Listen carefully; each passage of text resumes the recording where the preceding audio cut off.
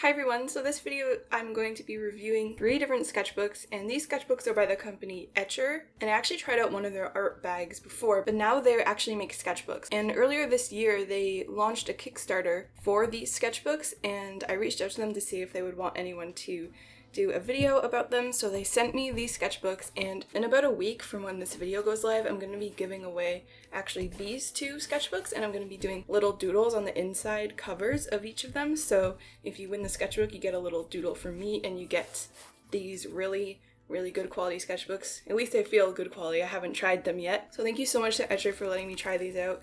It's very generous of them. So the features of the sketchbook, it has a little contact page like most of them do.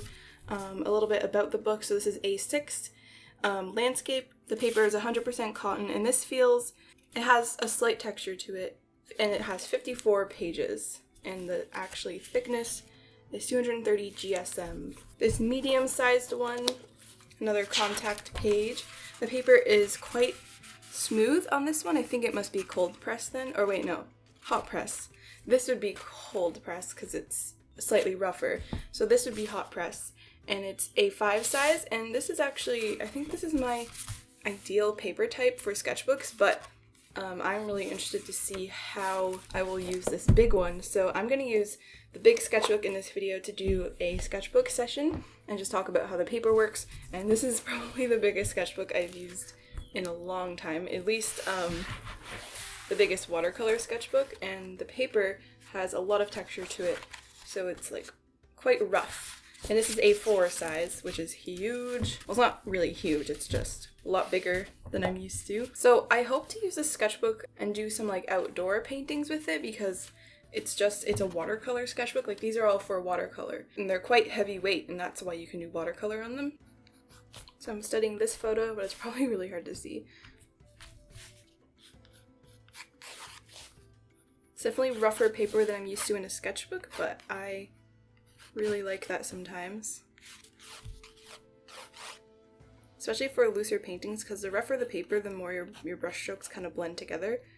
I'm going to use my Schmincke watercolors to color in this duck. I'm going to try to keep it sort of similar to duck colors, but I'm going to have some creative liberty, is block out the background, and already this paper looks really nice. I just miss working on cold press paper, because I use hot press a lot of the time, because it's just nice and smooth for pencil. But this can also like work with pencil if you want more of a rougher texture. We'll have to see how the paper lifts, because that's usually the telltale sign of cheap versus expensive paper. Seems to absorb the water well, and it has a nice look to it for sure. So how well can it lift once it's on? It can lift pretty well. Usually the more it lifts, like I found once I switched to using like more high quality paper, it didn't lift as easily, so you can layer stuff easier. Just depends on what you need it for. These definitely come at a price point.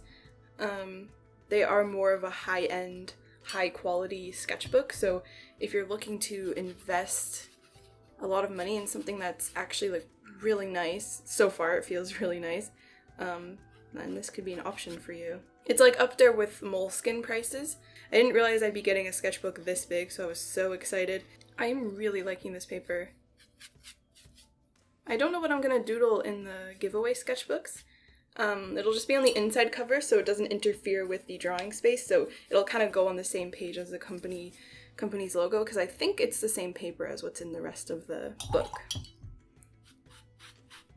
I'm having so much fun using this paper. They really did a good job on these sketchbooks, especially this cold press.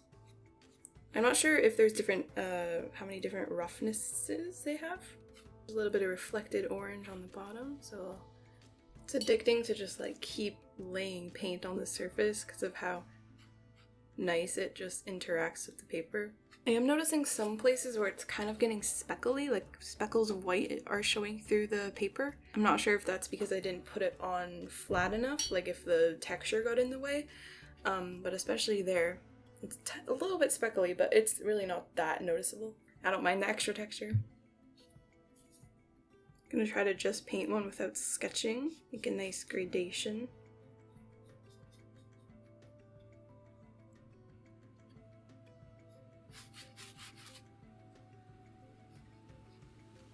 I forgot how much the Schmincke paints just spread in damp paper, so they're just really going crazy on this duck.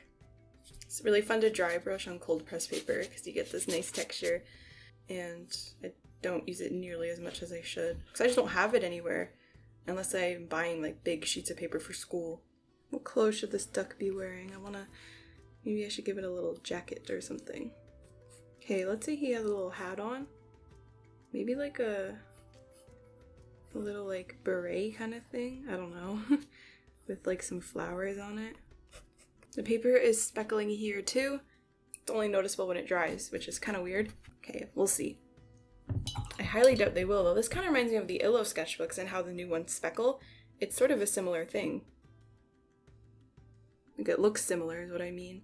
But I think the Illo one has a worse problem where it's like big speckles that can just kind of mess up your drawing. Like it's unpredictable. These are predictable, kind of scattered all over. It also could be my watercolor. Who knows?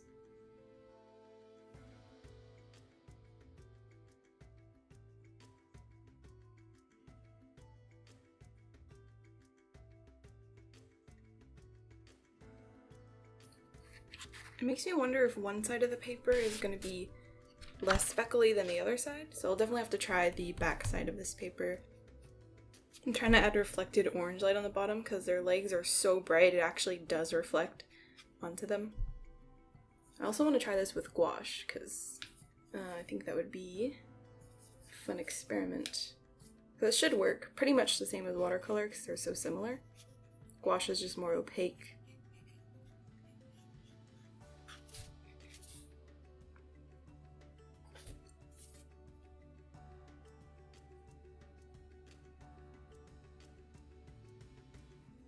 I'm also using quite good watercolors, so that could be part of why I'm really liking the results, because I really like these watercolors.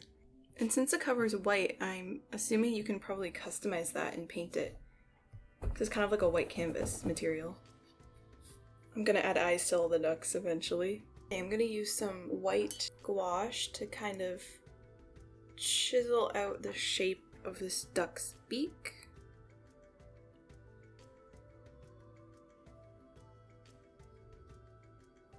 Like that, and the mallard up here needs the white ring around its neck, as well as this one. Okay, time to add some actual eyes to these ducks. Probably gonna do a dark, cool blue, maybe? Well, blue's already cool. Like a cool gray, I guess, that's what I meant to say. Okay. I'm trying to add some subtle shading to this duck because I like the way the shadows look right now, so I just want to build off of those. Kind of blending between the yellow and the blue, I think it's nice. They have kind of like wide almond eyes. I want to leave it kind of loose because I don't want to overwork this sketch. That one's going to remain kind of abstract. And I put green on this side of the duck because if the ground is green, then that will reflect off of it, and it also just kind of helps to pull everything together by mixing all the local colors together. Blushes, which I probably added way too much of. It's just gonna spread. Oh wow, the lighting is getting so weird outside.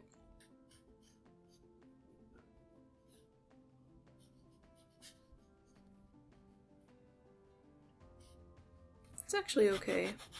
Not as smooth as hot press paper though, but that's what you expect with cold pressed. I can't tell. It seems the same, but I'm gonna try some stuff on the other side of the page.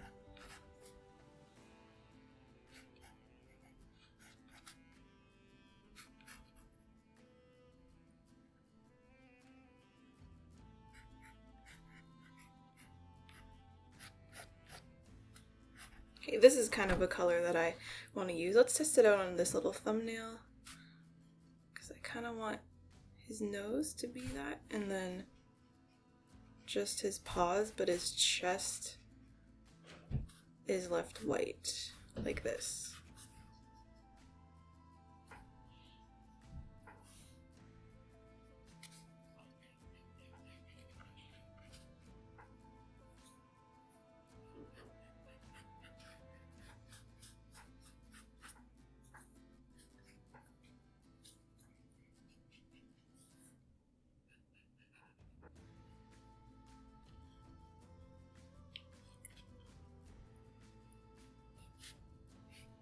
It doesn't speckle as much when I use a hairdryer, which is really weird.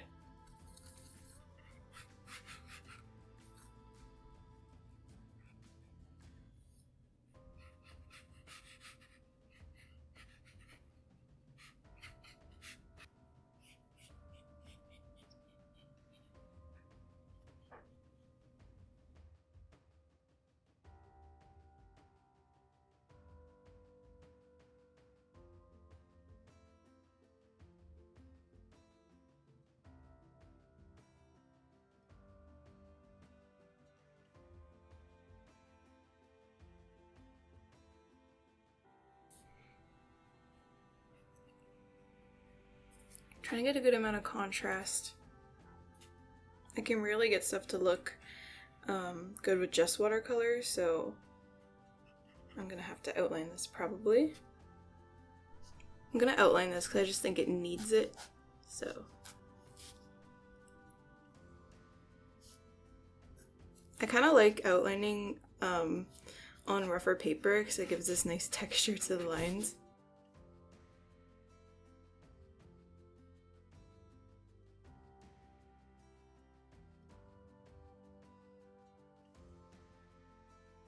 Gouache can sometimes add a lot of like activity to your art because it's like thicker paint, so it leaves more noticeable strokes.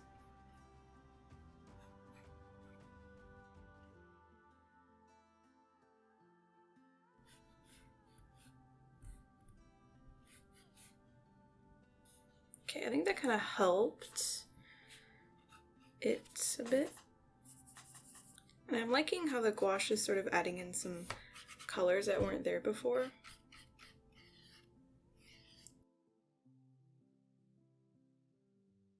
Trying to get some light colors because it's very mid-tone heavy.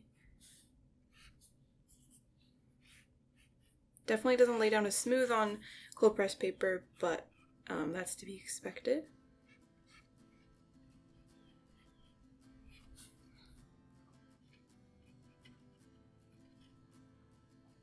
I've noticed this black sometimes doesn't really appear black, but I don't know if that's because I put watercolor over it. That's probably why, actually.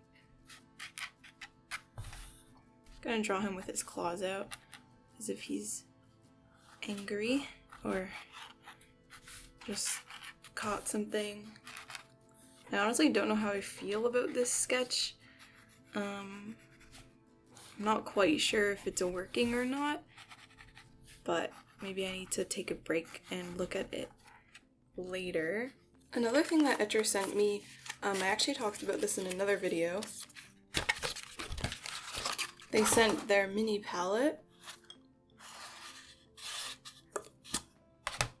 and it's basically this really small palette. It's good for traveling, and it's porcelain, so it's really easy to mix on. And I thought that was really neat. So what should I draw? I want to just do some sketches now, I think. There's some cicadas outside. I don't really know what to draw. I feel like lately I've been drawing kind of the same stuff over and over. I don't want to do that. Definitely made for watercolor because it's kind of hard to sketch on this page.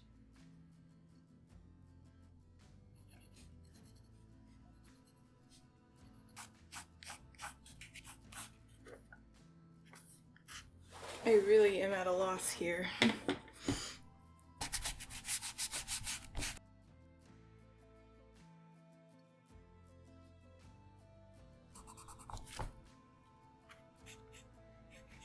I kind of want it to be green.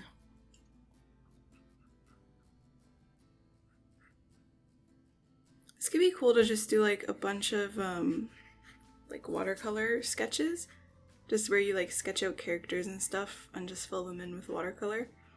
So you can get some nice effects, and I think it could just be a nice surface. She's kind of like a witch girl, sort of. Just something fun to draw, because who doesn't love drawing people with pointy hats? It's a lot of fun. It does absorb the water pretty quickly, but that's to be expected for watercolor paper, because that's what it's supposed to do.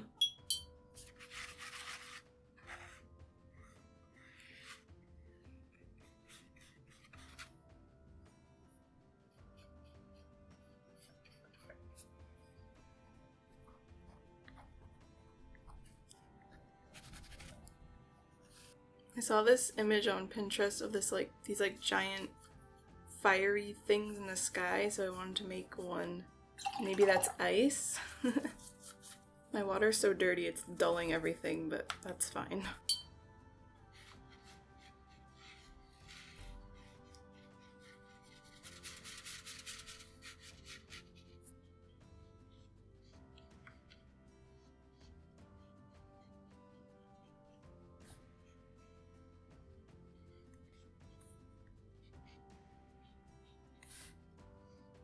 Kind of inspired by this. I feel like my art is kind of all over the place today. Let's draw some ducks. Let's draw a cat with a backpack. Let's draw a witch girl. Let's draw this blue icy blob thing. The eyebrows, I think, are a mistake. I'm gonna do the doodles in here now. I'm gonna draw backpack birds because I think that is a good idea. But like the really cartoony birds. Or maybe I'll go over it in pencil first.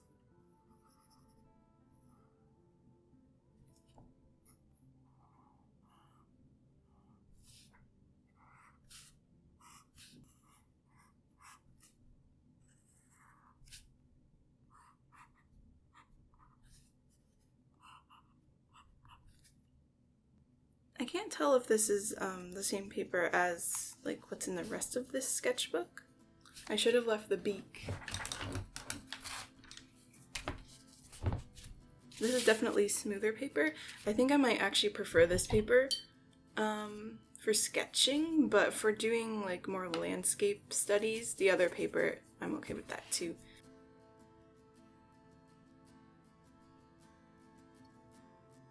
This paper is really nice. I like this paper a lot.